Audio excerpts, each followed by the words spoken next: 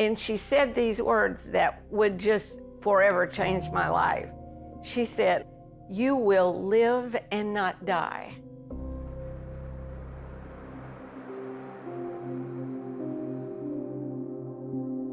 As the band began to start the worship music, I stood and I raised my hand in worship.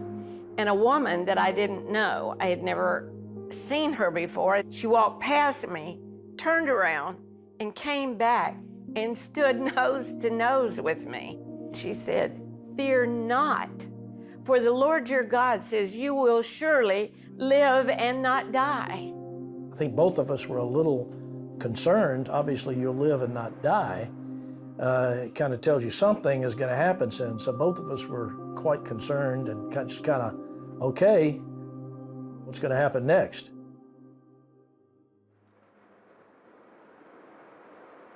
Monday came. I just didn't feel quite right. I just felt kind of out of sorts, tired and not feeling my best.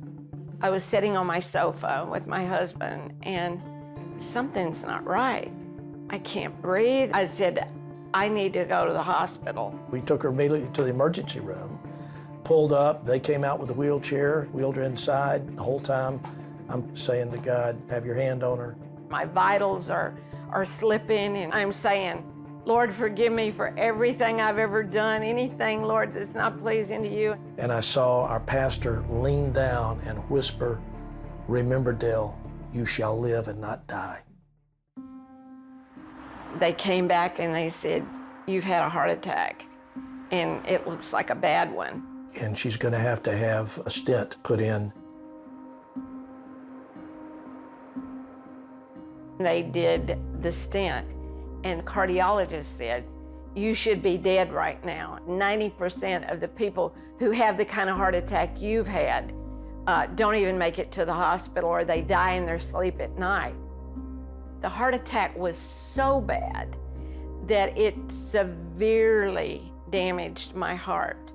My heart was functioning at only about 20%.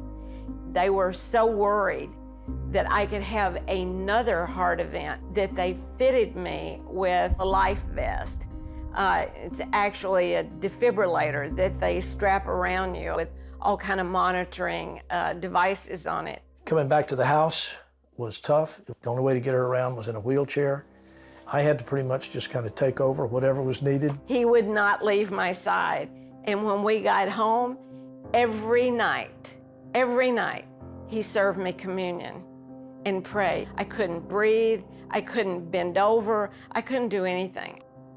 All I could do is just get up and go to the bathroom and go back and lay right back down because I was terribly, terribly, terribly weak. With the amount of damage that I had in my heart, they told me, "You need to get used to this life because your life as you have known it is never going to be the same."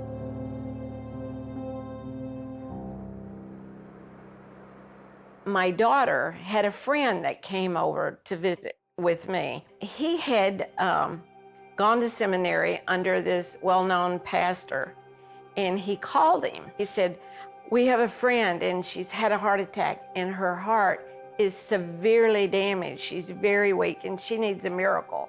And this man said, "Have her at my church Sunday morning at 9:30 because God is going to heal her." You know, I mean, we had to wheel her in.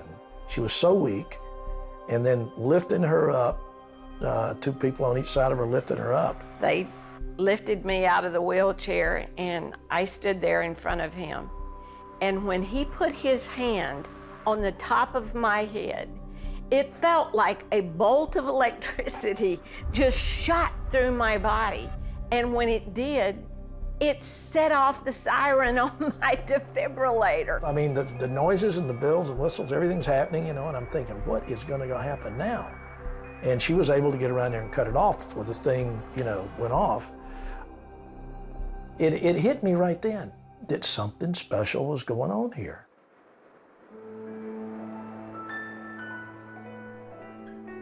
The very next day, I had a preset appointment for a follow-up with my cardiologist.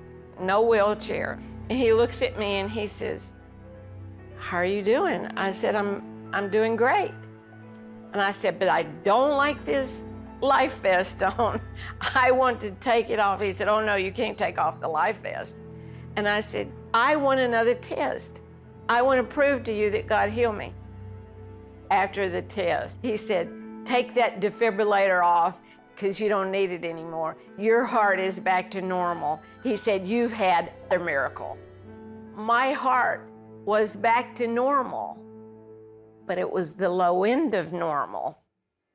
So this young man calls that pastor back again, and he said, "You have her back here Sunday morning. God's going to finish what he started."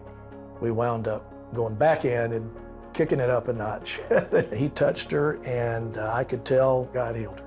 Then we went back to the doctor. He said these words after the test: "Dell, not only is your heart back to normal, your heart is at the high end of normal." The Lord had given me a brand new heart, a brand new heart.